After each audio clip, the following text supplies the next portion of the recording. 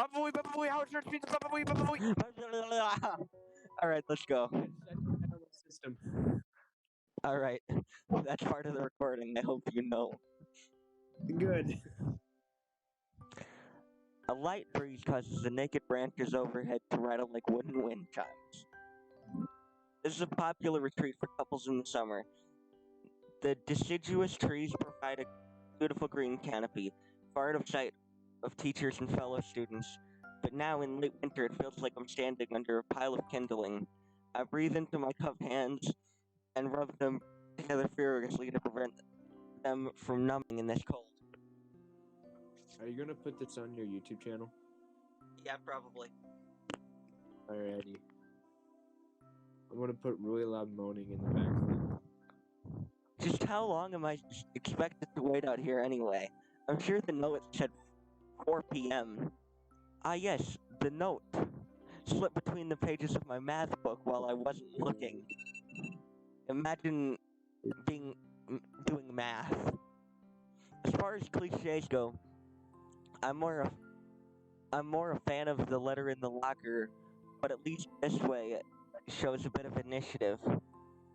As I ponder the meaning of the note, the snowfall gradually thickens. Thick. The snowflakes silently falling from the white painted sky are the only sign of time passing in this stagnant world. Were you gonna say something? No, the stream cut out for a second, so I yelled. Okay. And no, it's back. No. Alright. Their slow Shut descent up, Johnny Guitar. I hate you. upon Sorry, the... it's playing too. Okay. Don't mind me. Frozen forest makes it seem like time is slowed to a crawl. The rustling of dry snow underfoot startles me, interrupting the quiet mood. Someone is approaching me from behind. Hisao, you came? Hesitating, barely audible question. However, I recognize the owner of that dainty voice instantly. I feel my heart skip a beat. It's a voice I've listened to hundreds of times, but never as more than an eavesdropper to a conversation. I turn to face this voice, the voice of my dreams, and my heart begins to race.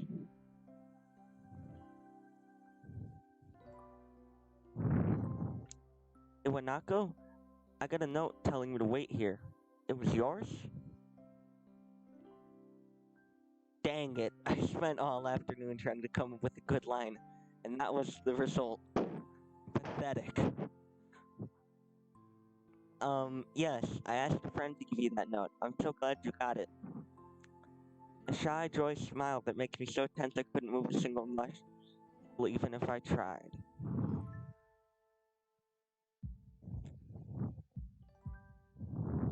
My heart is pounding now, as if it were trying to burst out from my chest and claim this girl for itself.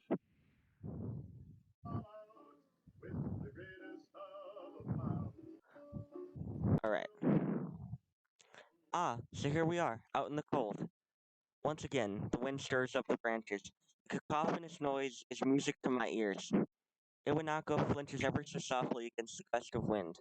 As it passes, she rights herself, as if supported by some new confidence. Her eyes lock with mine and she lazily twists her long dark hair around her finger. All the while, the anxious beating of my heart grows louder. My throat is tight. I doubt I could even force a word out if I tried. You see, I wanted to know if you'd go out with me. I stand there, motionless, save for my heart pounding. I want to say something in reply, but my vocal cords feel like they've been stretched beyond the breaking point. Sal? I reach up to try to massage my throat. This only sends spikes of blinding pain along my arms. Sal? My whole body freezes, save for my eyes, which shoot open in terror.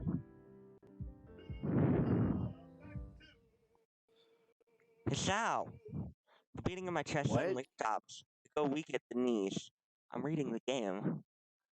The world around I me, thought you were yelling something else. the canopy of bare branches, the dull winter sky, Winnock running towards me, all these fade to black. The last things I remember before slipping away are the sounds of Iwanako screaming for help and the incessant clatter of the branches above.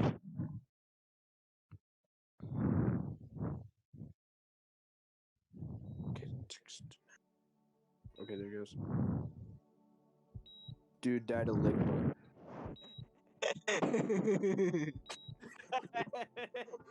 Dude died of ligma.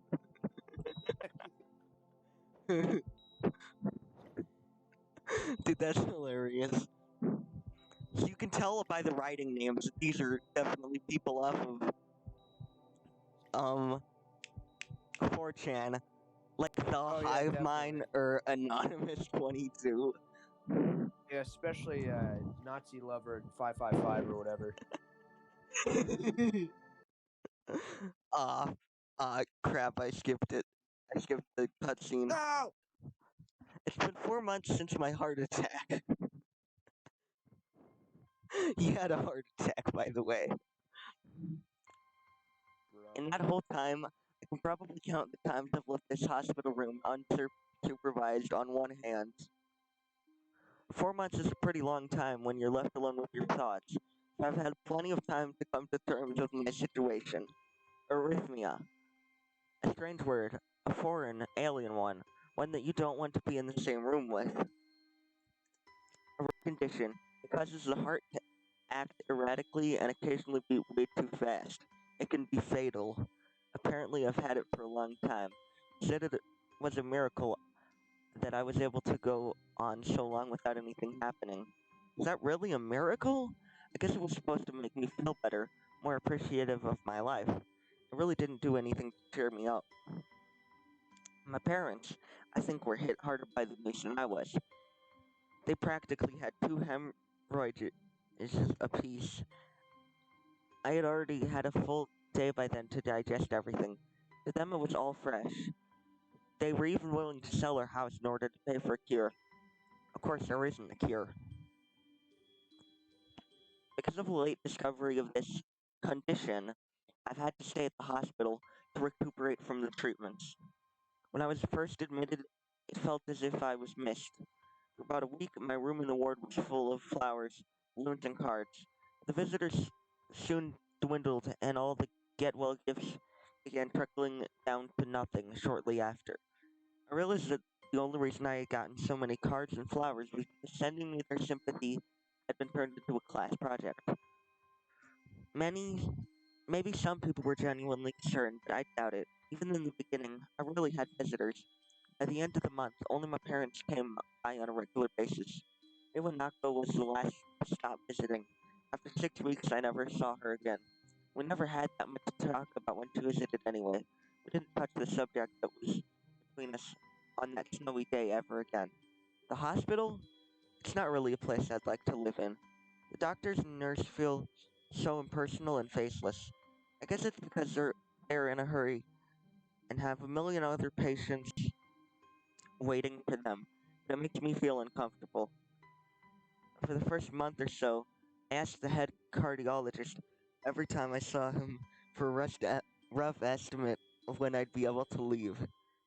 He never answered anything in a straightforward way, but told me to wait and see if the treatment and surgeries worked.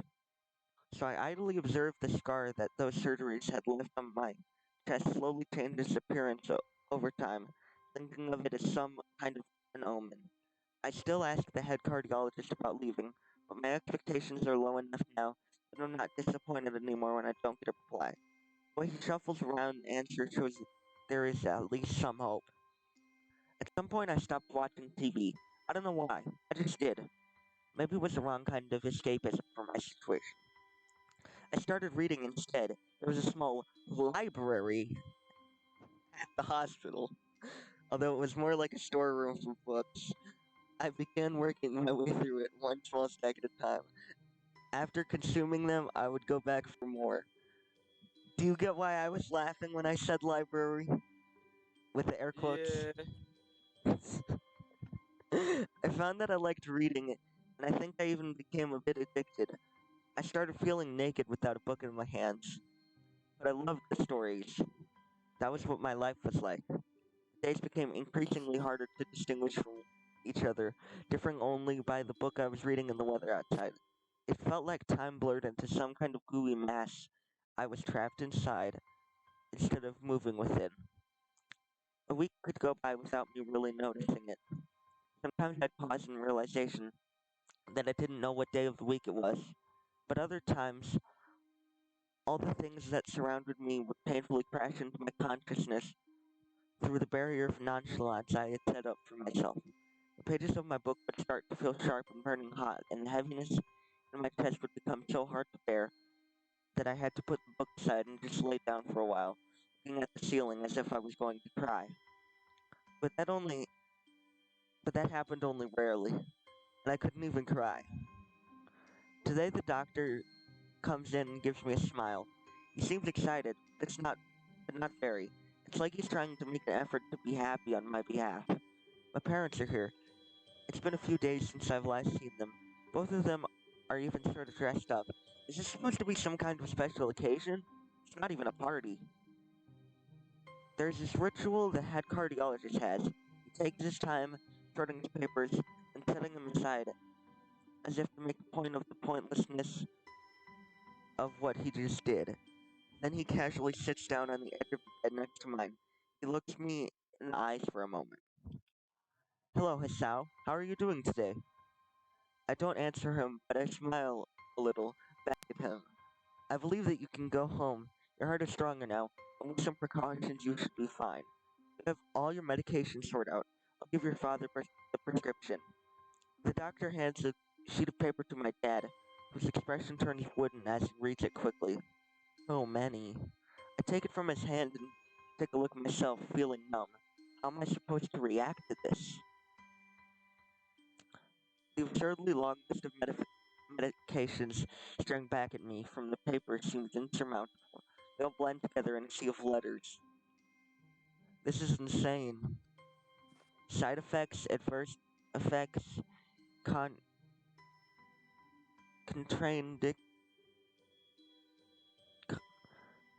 contraindications, and dosages are all listed line after line with cold precision. I tried to read them, but it's all so futile. I can't understand any of it. Attempting to only makes me feel sicker. All this for the rest of my life? Every day? I'm afraid that this is the best we can do at this point.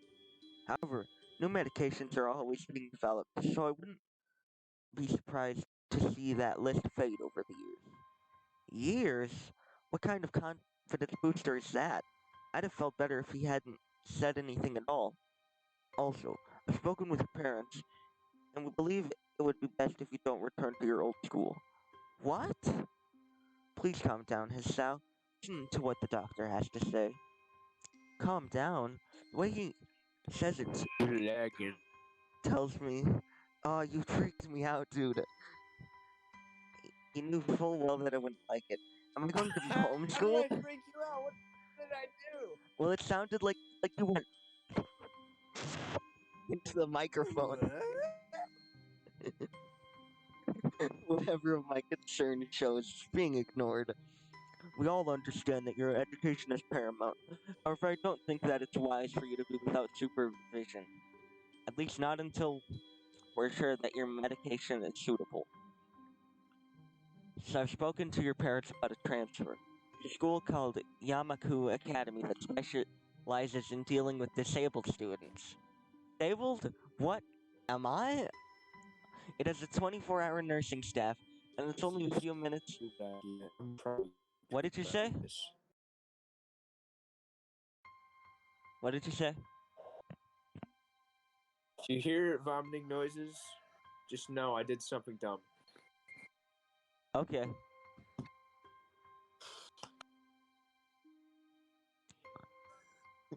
The majority of it's the majority of students live on the campus. Think of it as a boarding school of sorts. It's designed to give students a degree of independence while keeping help nearby. Independence? It's a school for disabled kids. Don't try to disguise that fact. If it was really that free, there wouldn't be a 24-hour nursing staff, and you wouldn't make a hospital being nearby a selling point. Of course, that's only if you want to go, but your mother and aren't really able to homeschool you. We went out there and had a look a couple of weeks back. I think you'd like it. Looks like I really don't have a choice.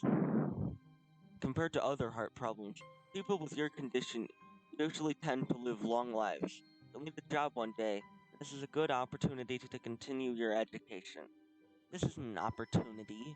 Don't call it an opportunity. Don't call it a gosh dang opportunity. Well, you should be excited at the chance to go back to school. I remember you wanted to return to school. Well, it's not the same one. A special school. That's an insult. That is what I want to say. It's a step down. It's not what you think. All the students there are pretty active in their own sort of way. Geared towards students that can still get around and learn, but just need a little help in one way or another. Your father's right. Many of the graduates of the school have gone on to do amazing things. A person doesn't have to be held back by their disability. One of my colleagues in another hospital is a graduate. I don't care. A person doesn't have to be held back by their disability? That's what a disability is. I beg to differ, honestly. Yeah. Then again, that's because I have autism, ADHD, and anxiety. I Then got again, a bad stuck on, and I have ever since I was younger. I'm on meds for all three of those, and I'm fine. I really hate that something so important was decided for me. What can I do about it? A normal life is out of the question now. It's funny. I'd always had I'd always thought my life was actually kind of boring, but now I miss it. I want to protest. I want to blame this lack of reaction on shock or fatigue. I could easily yell something now. Something about how I can go back to school anyway. But no, I don't say anything. The fact is that I know now it's futile. I look around the room, feeling very tired of all this. Hospital, doctors, my condition, everything. I don't see anything that would make me feel any different. There really isn't a choice. I know this, but the thought of going to a disabled school, w- what are those even like? As much as I try to put a positive spin on Frustrated. it's very difficult. But let me try. A clean slate is no bad thing. That is all I can think of to get me through this. At least I have something. Even if it's a special school, it's something. It's a fresh start, and my life isn't over. It would be a mistake to just resign myself to thinking that. At the very least, I'll try to see what my new life will look like.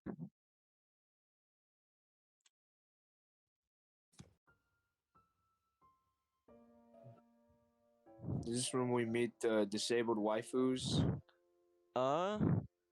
Uh, sooner or later, yeah. One of the There's only one of the characters who technically doesn't have a disorder, but the joke about it is that she has lag, aka loud anime girl syndrome. Huh. All right. The gate looked far too pompous for what it was. Also, these are just actual real places put through a filter, so you can go to most of the places in this game. In fact, Dang. gates in general seem to do that. This one especially so. Red bricks, black wrought iron, and a gray plaster, assembled into a whole that didn't feel welcoming at all. I wondered if it looked like what a gate for a school should look like, but couldn't really decide. Probably no. Of course, I didn't want to get stuck on thinking about the gate for too long, so I entered it through it with a brisk pace that felt surprisingly good. Moving forward feels good. So I walked towards the main building of Yamaku Academy with this pace. I'm alone. My parents are taking my stuff to the dorms, and there's supposed to be someone waiting for me. The grounds are incredibly lush, filled with green. It doesn't feel like the kind of grounds a school would have. More like a park, with a clean walkway going past trees, and the smell of fresh cut grass and all other park-like things. Words like clean and hygienic pop into my mind. It makes me shudder. Shake them off. Stay open-minded now. It's your new life. You have to take it as it comes. That's what I tell myself. A few big buildings loom behind the leafy canopies. Too big and too many for just a school. Everything seems off. It's different from what I thought I knew about schools. It's an uncanny valley. Even though I was told this is my new school, in the back of my head it doesn't feel like one. I wonder if the feeling is real or caused by my expectations for a school for the disabled. Speaking of that, I don't see anyone else here. It's kind of eerie.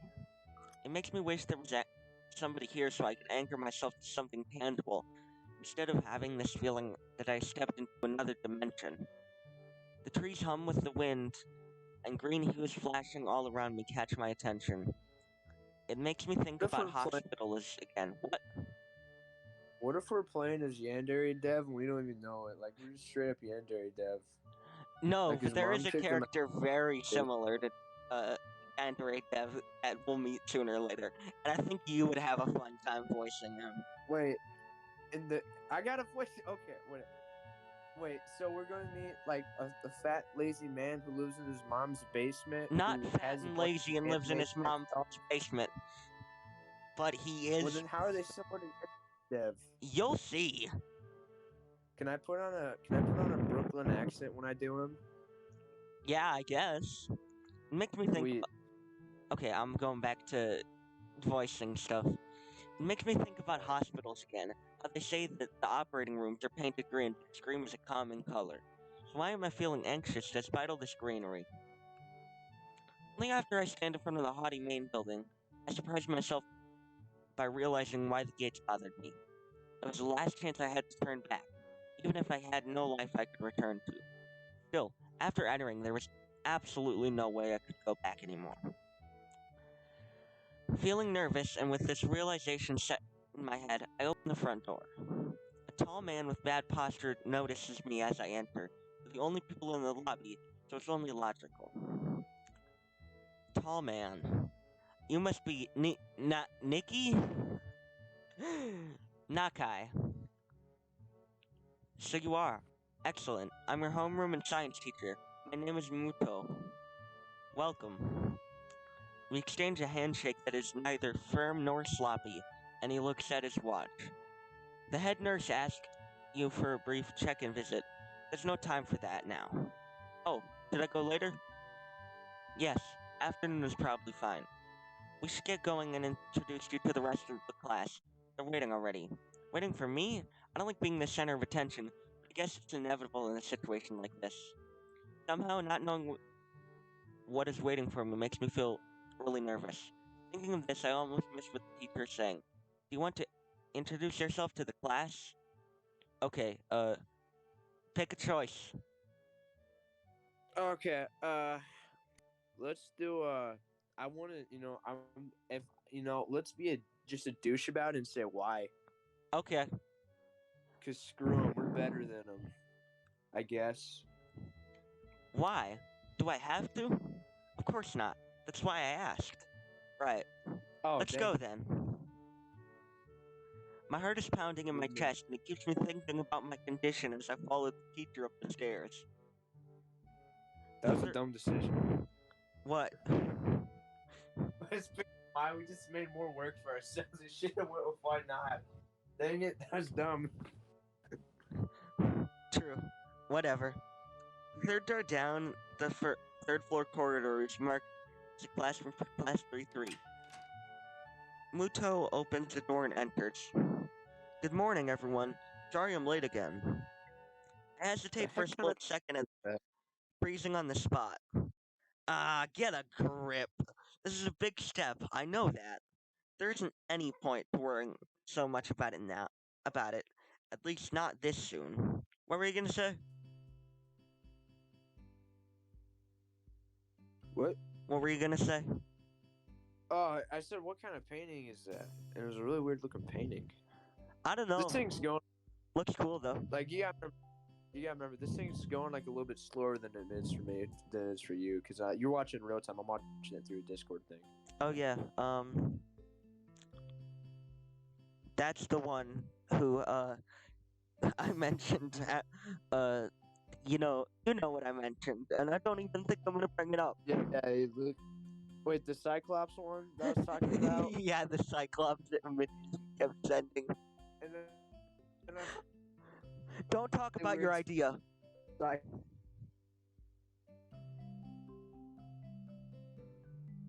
Please. You won't talk about your idea, right? it was scary. All right.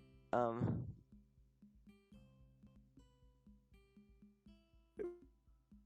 All right. My It's pretty spacious. The ceiling is unusually high, some and there's people just really should just be sedated. I don't know if I can say that. yeah, you can. I don't care. Pretty spacious. The ceiling is unusually high, What? and there's lots of space left over around and in between the desks. An entire wall taken up by blackboards and the high old-fashioned windows only make it seem larger.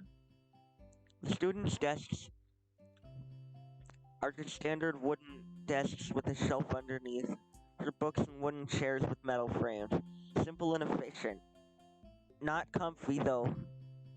I've sat in those desks like those before, haven't you? I stopped walking in front of the classroom and faced the other students. They all looked normal, like students in any other school. Bubbly. But then why would they be here?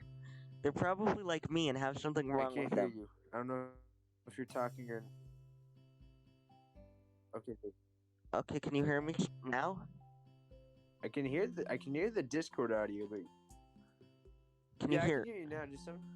All right. I said something and Oh, I got bad Wi-Fi in this room. Sorry. it's okay, man. I got bad Wi-Fi in every room in our house. All right, I'm going to return to reading now. They're probably like me and have something wrong with them. Look at the kid in the back corner. Only it's not just immediately obvious. Then I noticed that one of the girls seemed to be missing the thumb of her right hand. It's a little jarring. You see the guy in the back corner? Yeah, I think so. Is that the Christian guy? I mean, the Yandere Dev guy? No, no, not yet. We're not there yet. He doesn't show up till, Well, like, okay. he shows up in a few minutes or so. Despite the What voice natural, do you want me to do for you, though? I don't Do you want know, Christian or just do like a incel or general, do a Yandere Dev? general 4chan board user. Like, do someone you'd hear, do a voice of someone. Yeah, I exactly. always, I always, I always picture him talking like this. I was picturing they would talk quite like this. Despite the natural tendency to listen when someone's talking to you, I tune out the teacher's speech halfway through while he introduces me to the class. I notice a flash of dark hair and see someone is looking at me. I notice a flash of dark hair and see that someone is looking at me. A girl with really long, straight hair that's pretty eye-catching. Then she sees me looking back at her, and she covers her face with her hands as if to make her invisible. There's one boy with a cane leaning against the lockers at the rear of the class. Weird seeing someone so young with a cane. Other girl seems to be making weird hand motions. Sign language? She peers at me over the rims of her glasses and goes back to whatever she's doing. She's kinda cute, so is the cheery looking girl with pink hair sitting next to her. She's really hard to miss. I don't know how I didn't notice her the moment I walked in. The girl with the pink hair is the one with loud anime girl syndrome. I see. Please welcome our newest classmate. He claps his hands, and so does everybody else, except one girl in the front row who has only one hand. I cringe a little, but I end up by bowing in thanks for this applause I did not deserve. After the applause, there's a brief silence, and nobody seems to want to be responsible for breaking. The teacher soon realizes that he should probably say something. He opens up some unintelligible noise, shuts up as he loses his momentum, and starts introducing me. Nobody seems to be too interested. Maybe I should have said yes to the self-introduction thing. Probably realizing he doesn't know anything about me, ends up saying my name wrong again, asked me to write it on the blackboard. This is much more interesting than when I wanted to play it myself and then introduced myself. I do that and turn back to face the class, feeling awkward. I listen to the teacher as he drones about getting along while letting my gaze sweep across the classroom. Everyone seems to be listening to him intently. When he's done, they clap their hands again, which feels like a weird thing to do.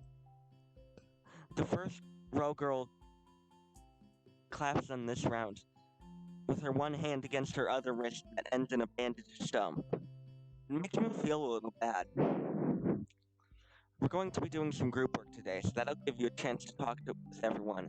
Is that okay with you? Yeah, it's fine with me. That's good. You can work with Hakamichi. She's the class representative. She can explain anything you might want to know. And who else would be able to do that better, right? How could I know? The teacher passes out the day's assignment and announces that we will be working in groups of 3. It hits me that I don't know who Hakamichi is. Slow.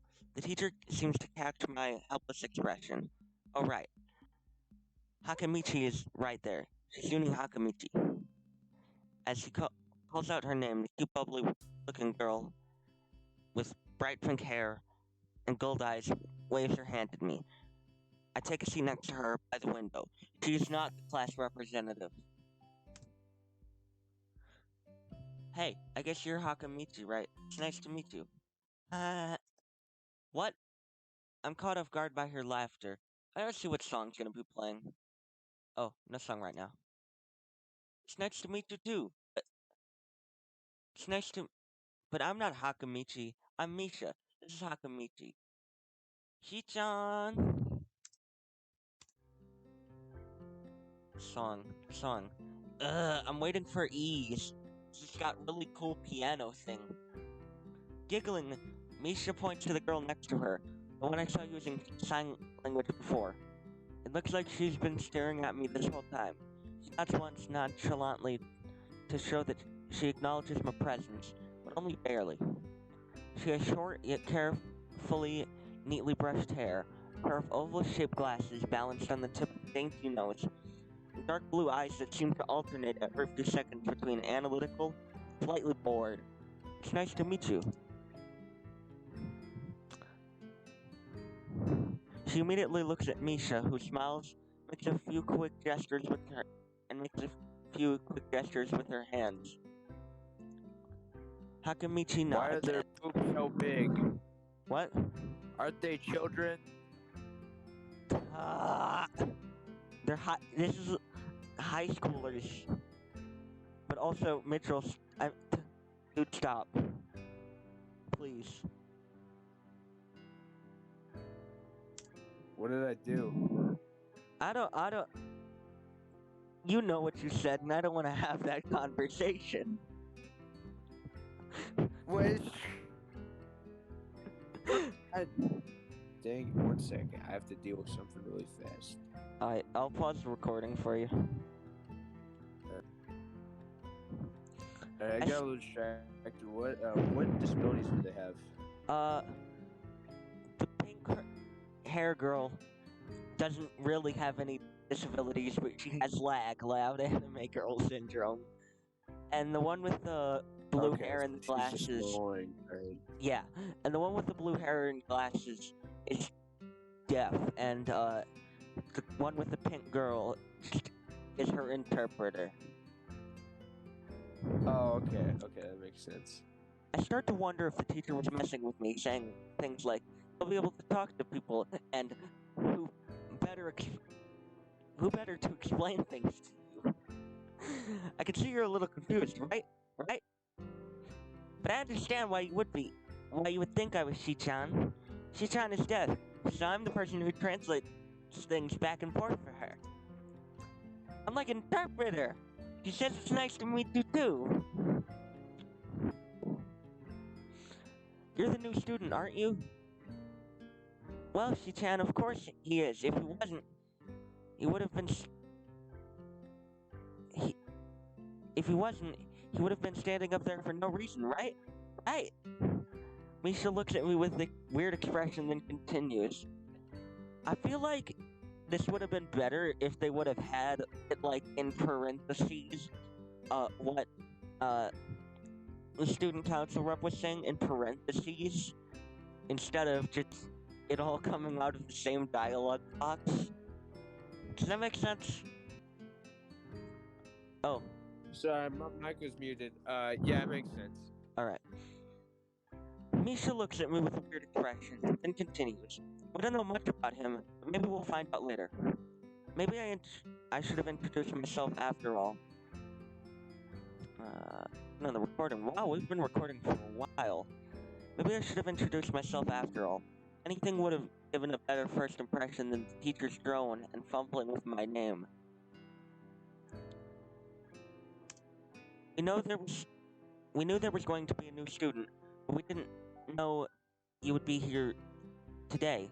So soon. He-chan, right? Yep, it fits, doesn't it?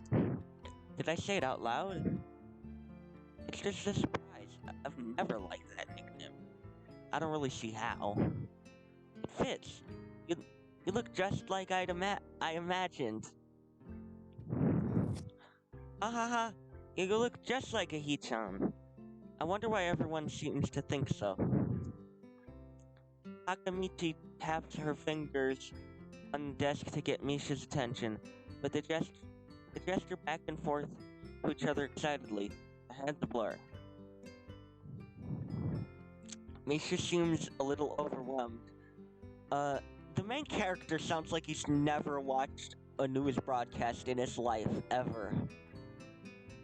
Yeah. Like, you've seen the ones where it's just, like, big political figures, and they have the one person doing ASL next to them. Yeah. Alright, okay. Sorry about that. Shi-chan wants you to know that she's the class rep, so if there's anything you need to know, feel free to ask her. You like the school so far? You can show you around a little if you haven't had the time to walk around and familiarize yourself with it. Misha stumbles with the hard word a bit, making it stick out in her otherwise fluid translation. Thanks, that'd be pretty helpful. Yeah, I just kinda came straight to class today. Haha. That's no good. You should always try to learn as much as you can about where you're going before you go there. Not just the school, either. Always, even if it's a trip to the convenience store. Really, Shi-chan? Haha.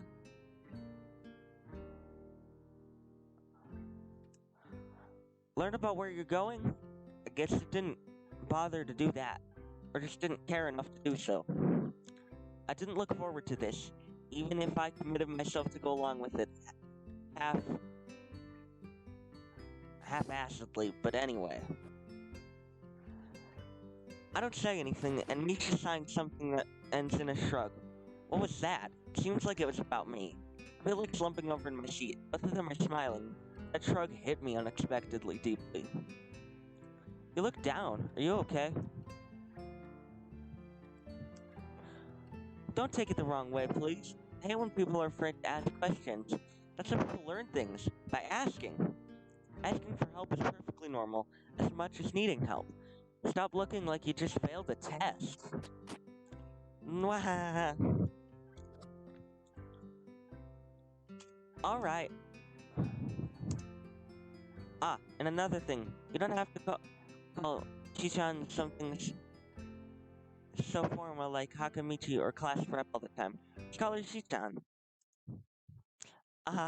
Okay, maybe that's too casual. Maybe Shizune would be more appropriate.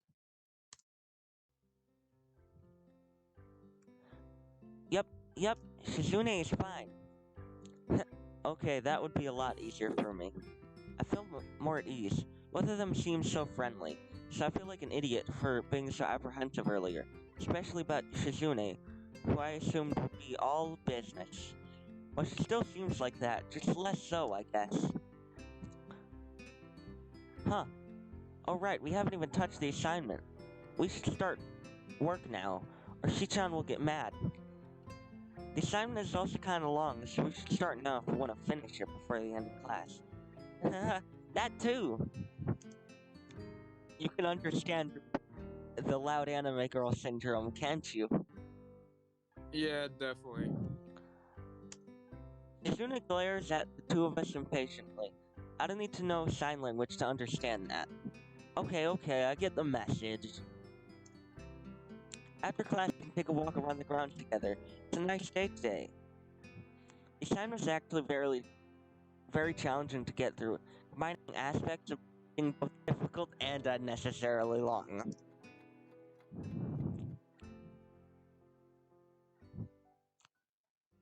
Still, we finished a few minutes earlier than anyone in the class, despite our late start. Shizune and Misha are really capable. They're quite different, though. Class rep is as calm and professional as she looks, while Misha is a lot more playful and girlish, not to mention a little more easily distracted. To be honest, the two of them did most of the work. I feel guilty about that. The clock tower bells ring, signaling the end of the period. Time for lunch. Was that the painting you're talking about? Yeah, Oh. yeah, that's it. My Yeah. Do Wi-Fi you not started hear me? lagging out again. Yeah, Wi-Fi started going Okay. Yeah, wacky. that's the painting. That's Oh well. Oh, yeah, good Wi-Fi. Wi-Fi spike up. that's good. Without knowing what else to do, I have no idea about that painting, by the way. I follow Misha, Yeah, who's it's weird. beckoning me into the hallway and down the stairs. We descend even below the lobby where I met Muto down to the bottom floor. Just like everything in the school, the cafeteria seems too spacious and oddly modern in contrast to the classic exterior. Big windows open to the courtyard towards the main gate.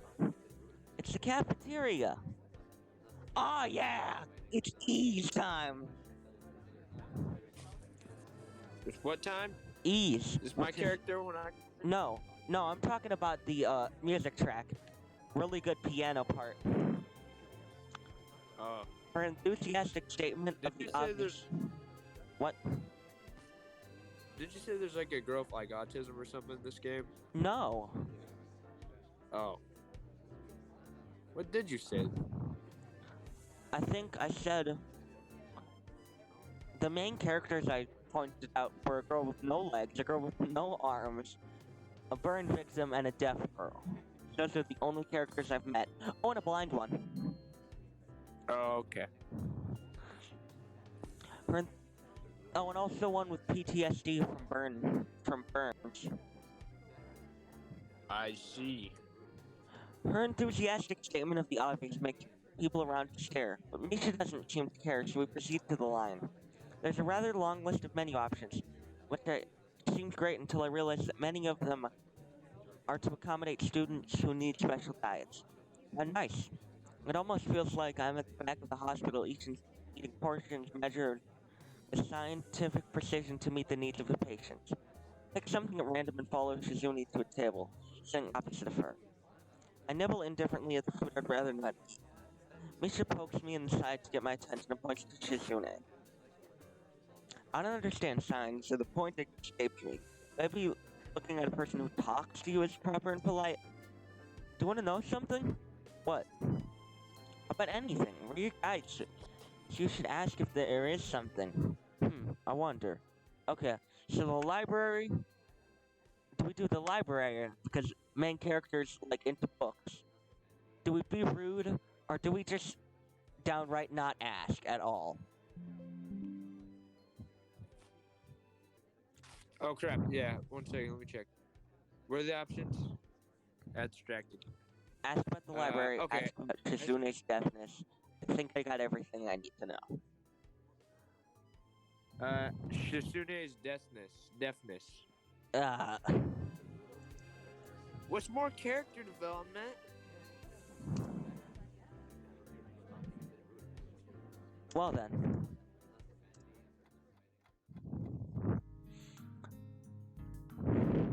We arrive in the classroom early, but we're not the first. That dark-haired girl I noticed before is slumped over at her desk in the last row. She jumps a little when Misha crashes into the room with the elegance of a rhino. She shrinks deeper into her... I think I missed something. No, I didn't. We all missed. She shrinks deeper into her seat. I can feel her tension all the way from here, as if she were slowly turning into stone just from her presence. Misha and Shizune either don't notice it or don't mind it, as they walk directly past her to their seats and begin to converse. I'm left wondering about her, even when the classroom slowly fills with other students, and finally, the teacher. Getting into the rhythm of school feels strange, so my brain remembers how this is done, but my body doesn't. Towards the end of class, I start yawning and counting the minutes left. Hey, dude, do you see that, like, vent over by the window? Like the heater? Yeah. Doesn't it kind of look Yes, like some of the vents we have at our school? Like on the elementary a little bit, wing? Yeah. Yeah. Yeah, I was trying to watch them in that elementary wing, though. Alright. Towards the end of class, I start yawning and counting the minutes left. I shouldn't be this tired on my first day of school. Maybe it's a long time spent in the hospital that made me like this. I'm even feeling physically weak and lifeless. Before long, the final bell rings. School is finally over for the day. Beside me, Misha and Shizune are having a short conversation. After a bit of deliberation, Misha turns to me. Fortunately, we can't stay and show you around today, Hichan. We've got to hurry already, since there is a lot of work for us to do. You'll find your way around here, I'm sure of it. Oh wait, the teacher said I'd have to see the nurse. Where do I have to go? Is that so? We can at least show you that much. Come on. The nurses have their own building, so we have to go outside. We join the flow of students making their way down the stairwell and outside. The girls pointing out other senior classrooms in the hallway as ours. When we get outside, the girls make their way to the smaller building right next to the school. It's built in the same style, so it looks like it's actually part of the main building. This is the auxiliary building here. There's a lot of official and important stuff inside, like the Yamaku Foundation office and the nurse's office. They even have a swimming pool. How's that official? Don't be silly, Hichan. It's for physical therapy, of course.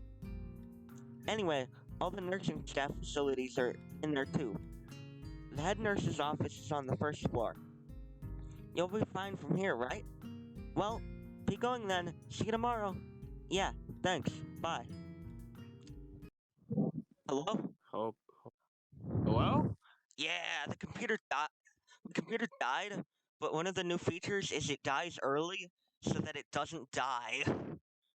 I see. Okay, that makes sense. I was really confused about what happened. Which is really good for me because guess what? What? We didn't lose everything. That's good. I gotta close my door. Be right back. Alright. A whole building for stuff like that. For stuff that has nothing to do with the actual education. It's necessary for a place like this. I see. I walk in hoping that this really will be only a quick visit like the teacher said. On a white door on the left is a green cross with the text head nurse and a nameplate. A voice from the inside responds to my knock almost immediately. I can't quite make it out. It sounded a bit like an invitation to open the door, so I invite myself further in. The room is not large and smells strange. A friendly-looking man turns around on his office chair to face me as I enter. His desk is neat and tidy. The bin under the table is overflowing used medical utensils.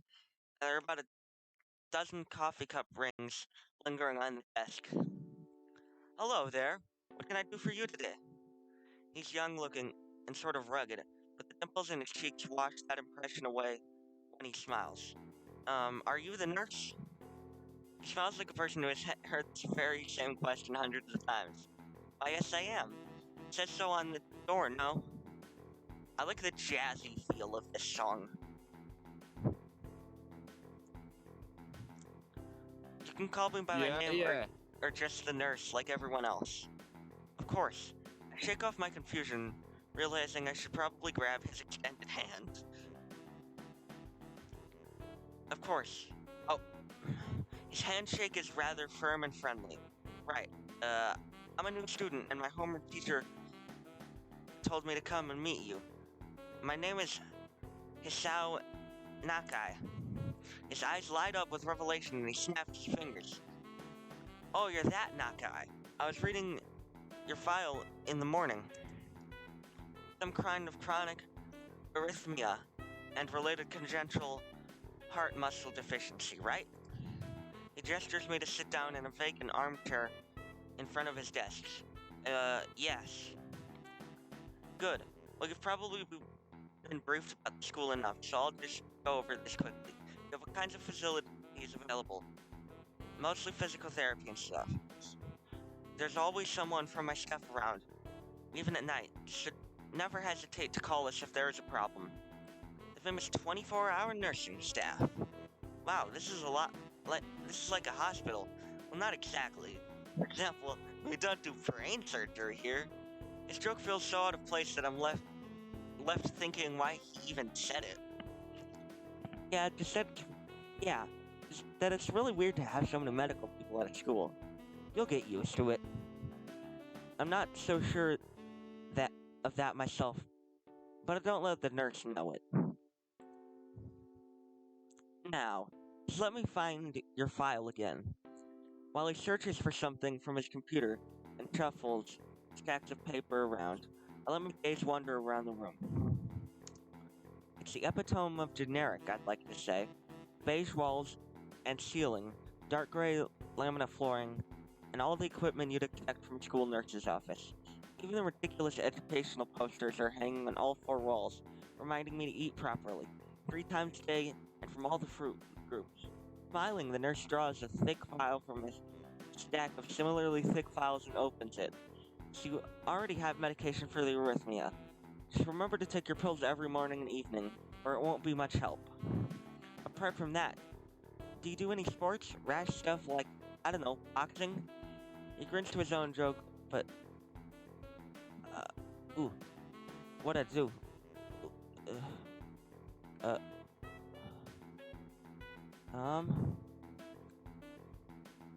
Text history. I missed some stuff. Think so? Yeah, I know so. He grins to his own joke, but I don't. Well, I played soccer occasionally with some classmates. Alright, I'm afraid I'm going to have to recommend you refrain from doing that, at least for the time being. Oh, my lack of reaction makes him raise an eyebrow, but really, I'm not too bothered by him forbidding me to kick a ball around. I guess I never did out of burning passion for the sport, just to have something to do. Any kind of concussion might be very dangerous to your heart, and risking another attack is not a good idea. Was the previous one caused by a sudden concussion to the chest area? There's no mention of the cause in your papers. Not exactly. I sidestepped the question acceptably, and he glances at me over his papers with a more serious expression on his face. Still, you need to keep your body healthy, so some exercise would do you good. We have physical therapy and such available, as I said, but I don't really think you need such heavy measures. Get some light exercise regularly. Brisk walks, or even light jogging. Jumping rope, that sort of thing. Swimming, maybe. There's a pool here, so I was told. You were? Very good. At any rate, I'm sure you've been told this before. You just need to take care not to overexert yourself. Wax his fingers and emphasize the point. No need, really. I've heard this 1,000 times already. Absolutely no unnecessary risks. Take care of yourself. Okay. He goes over my papers one more time and sets them on the desk. Obviously content. Good. That's it then. Come at me if you ever need something. I'm ushered out before I even realize it. A quick visit indeed. I end up standing in front of the main building and the auxiliary building, although to my eyes, they still look one and the same. It's the first real look I get at the other students, so I watch people coming out of the school, going towards the gate or the dorms. Everyone seems to know where they're going, and I still keep thinking that most of them don't look too special for being students at a special school. Then again, neither do I. Does that make me one of them? One of us? I should go somewhere too, to prevent me from getting lost. It's about dinner time, but I feel tired instead of hungry.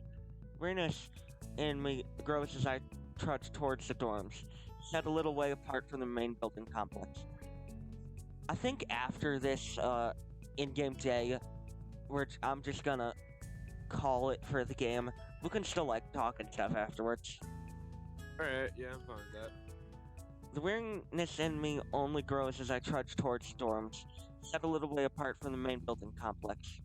There's a garden of sorts between the school and the dorms.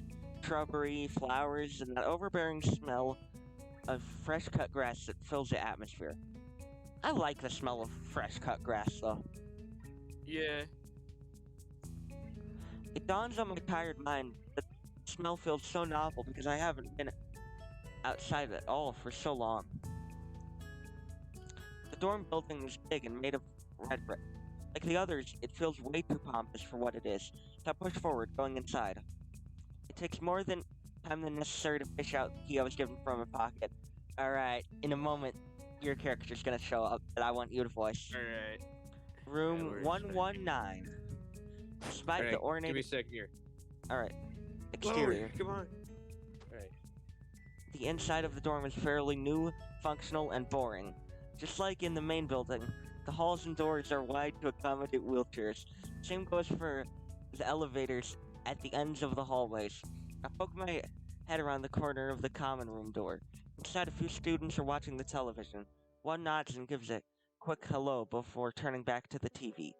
Seems that only the girls around here are sociable. I suppose that's perfectly fine with me. Ugh. Dude, he wants to get laid so bad. I know. I climb the stairs to the upper floor. Here, small corridors branch off from the main hallway. Each of these minor halls seem to have a toilet and shower, as well as 4 rooms. About halfway down the hall, I spy room 119. The nameplate on the rooms adjacent to mine are blank, so I guess there are just 2 of us here. Light shines from below the door of room 117, so I knock lightly. Here comes your character. Hello, is anyone home? From inside, I hear a few movements, and the clicking of way more locks than I thought these doors had. After a moment, the door squeaks open. A spectacled boy is standing in the hallway. He's looking at me very intently. Him? Yeah, through his extremely thick eyeglasses. Okay. Who is it? Blind? No, at least not completely. Why would he have eyeglasses if he was? He leans closer to me until our noses are almost touching. His breath stinks of garlic.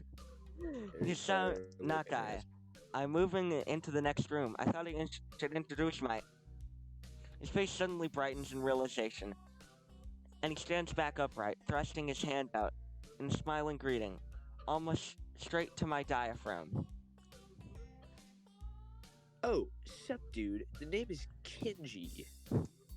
Ah, hi. I take Kenji's sweaty hand and shake it, still a little rattled by the sudden change of attitude and the vehement welcome. Oh, he nutted on that, I'm sure of it. Alright. There were some suspicious-looking people... I messed up. There were some suspicious-looking people going on, and I found out of your room earlier. It was probably my parents. Your parents? You sure? Because they've been some other people, too. You can't judge a book by its cover. His out-of-place proverb is left hanging between us awkwardly as I try to think of some way to respond. I'd say the chances are high enough. He shudders and makes some exaggerated hand gestures. You're a brave man, has Hitler. Me? I don't think I could trust... I don't think I could trust the chances. Oh, sorry, I almost stole your line. The only one I could trust is myself. My yandere dev voice will get better as time goes on. Does that mean I should get to know you either? He thinks about this for a while. Wise decision. Damn you. Are you smarter than you look? Probably. What do you look like? Wait, what? What do you look like? I hope not smart. Remember, he's Oh, he is partially blind. he is blind, okay. Partially. He's not completely blind, because why would he have glasses on? I don't know. Squints his eyes and He's- leans closer again. But I lean backwards to dodge it. Never mind, it doesn't matter.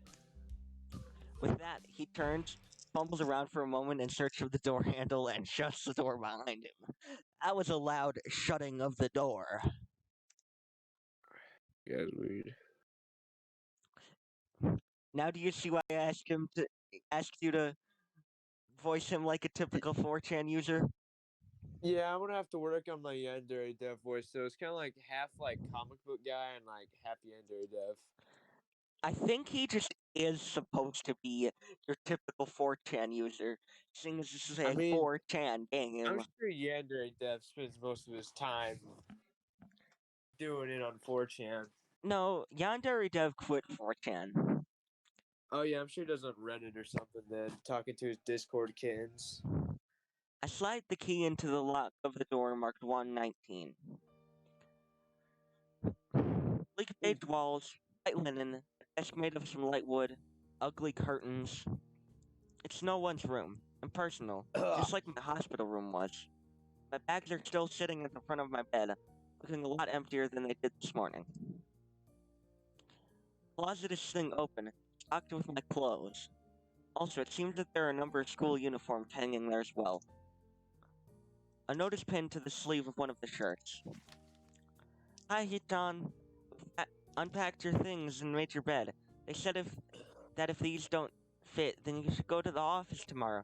If you have any problems, you can always call us. Love, Mom and Dad. Well, at least I don't have to worry about unpacking. I kind of hoped I would have. Then there would be something to do. It's still too early. I put the note down on the desktop and lie down on the bed, feeling drained. Lying there makes me want to read something, but I have nothing with me. What did you say? Oh, I didn't say anything. I was telling myself, hey, I'm gonna go AFK really fast. So I have my phone on me though, so if you need me to read a line, I'll be ready. But just give me a second. Alright. I wonder if the hospital conditioned me for wanting to read whenever I have nothing to do. Restless urge just keeps growing until I have to stand up. Maybe stress or something. I was pretty nervous about it before coming, and for the entire day too. I still am, I think. Damn, I have to distract myself somehow, so I won't be this unnatural all the time. Tomorrow we'll go borrow some books from the library. Yeah, I'll do that. For now, the bottles of medication neatly arranged on my night table catches my eye. I pick up one and shake it just to hear the contents rattle inside. And then read the glued on pharmacy label. Hisan Nakai. 2 tablets daily to stay alive.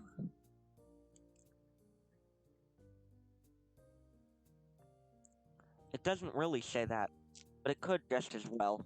It's kind of twisted having your life depend on chemicals like this. I resent it a little, but what choice do I have? With a sigh, I begin my new daily ritual of taking the right number of pills from each bottle, being careful to check the correct dosages.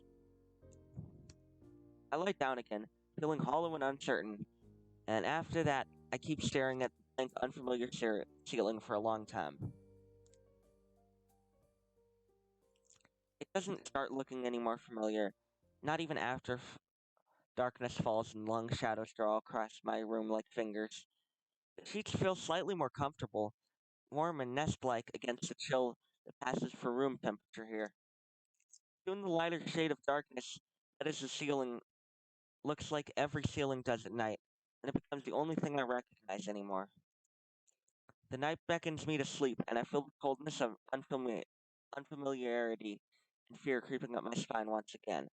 I keep drifting further away from the world I knew.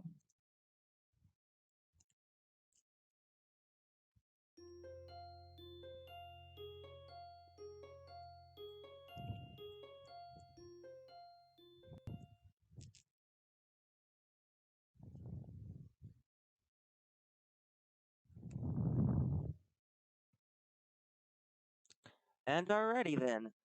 Um, that's gonna be all of the game for now. Okay, so what are your thoughts so far? I think it's an interesting concept. I'm surprised it's not as 4chan as it is, Yeah, I'd but agree. it's a very